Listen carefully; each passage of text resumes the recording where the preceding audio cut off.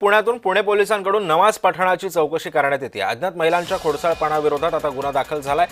काल शनिवार वाड्यामध्ये अज्ञात व्यक्तींनी तिथे जाऊन नमाज पढलेला होता। त्यानंतर हिंदुत्ववादी संघटना चांगल्याच आक्रमक झाल्या होत्या। खासदार मेधा कुलकर्णींनी सुद्धा याबद्दल निषेध नोंदवला होता, आंदोलन सुद्धा केलं होतं। त्यानंतर हिंदुत्ववादी संघटनांनी त्या ठिकाणी जाऊन गोमूत्र शिंपडून तिथली शुद्धता केलेली।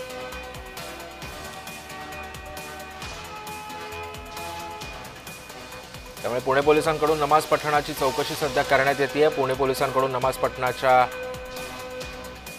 पार्श्वभूमीवरती सध्या तिथे चौकशी करण्यात येते। या संदर्भात अधिक माहिती देतात आमचे प्रतिनिधी रोहन कदम सध्या आपल्या सोबत आहे। रोहन, काल हा सगळा प्रकार घडला, त्यानंतर हिंदुत्ववादी संघटना आक्रमक झाल्या, त्यानंतर आता पोलिसांकडून कशा पद्धतीची चौकशी सुरू आहे आणि अजून किती जणांविरोधात गुन्हा दाखल करण्यात आलाय?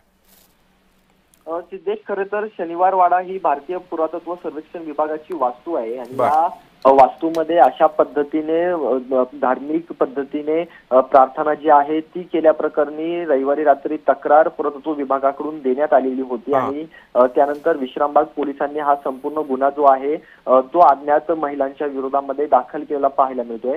हा जो व्हिडिओ आहे तो सोशल मीडियावरती मोठ्या प्रमाणामध्ये प्रसारित करण्यात आलेला होता, मोठ्या प्रमाणामध्ये व्हायरल देखील हा व्हिडिओ झालेला होता। मेधा कुलकर्णी यांनी देखील स्वतः एक्स वरती पोस्ट करत अशा प्रकारचा व्हिडिओ जो आहे तो प्रसारित केलेला होता। त्यामुळे मोठ्या प्रमाणामध्ये वाद जो आहे तो काल शनिवार वाड्याच्या परिसरामध्ये निर्माण झाल्याचं चित्र देखील पाहायला मिळालं होतं। पुणे पोलिसांकडे पुरातत्व विभागाने काल रात्री उशिरा तक्रार जी आहे ती याबाबतची दिलेली होती आणि त्या अनुषंगाने विश्रामबाग पोलीस स्टेशन या ठिकाणी गुन्हा देखील दाखल करण्यात आलेला आहे।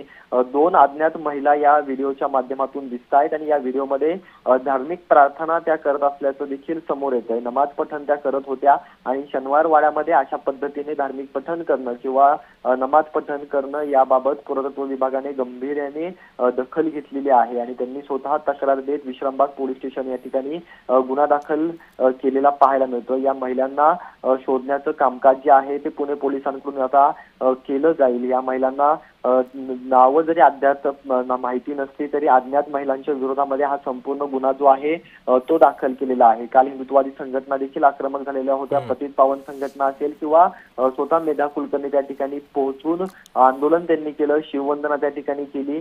ती जागा जी आहे ती पवित्र करण्यासाठी त्या ठिकाणी गोमूत्र त्यांच्याकडून शिंपडण्यात आलं आणि त्यानंतर मोठ्या प्रमाणामध्ये गोंधळ जो आहे तो त्या परिसरामध्ये निर्माण झाल्याचा चित्र खरं रोहन, त्यामुळे आता या सगळ्या पार्श्वभूमीवरती हे प्रकरण आता नेमकं कुठल्या दिशेने